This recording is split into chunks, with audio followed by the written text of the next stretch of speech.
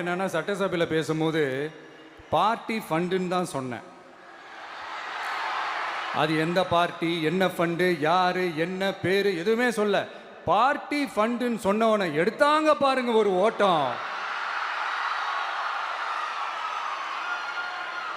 எனக்கே ஃபர்ஸ்ட் புரியல, ஏன்பா ஓடுறாங்க, அப்படி என்ன நம்ம இப்போ சொல்லிவிட்டோம். அதான் அந்த குற்றம் உள்ள நெஞ்சுக்கு தான் குறுகுறேங்கும்.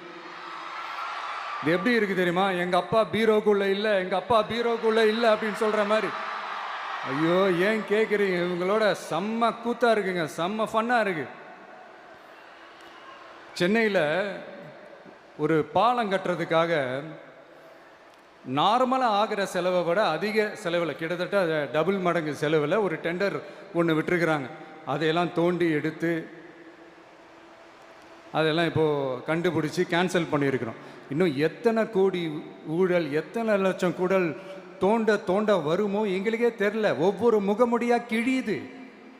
ஐயோ, இந்த விஜய் ஒவ்வொரு கதையாக எடுத்து வெளியில் விட்டுருவான் போலேன்ட்டு திரும்புகிற பக்கம்லாம் கதறல் கதறல் கதறல். காதலேருந்து ரத்தம் வராத குறை.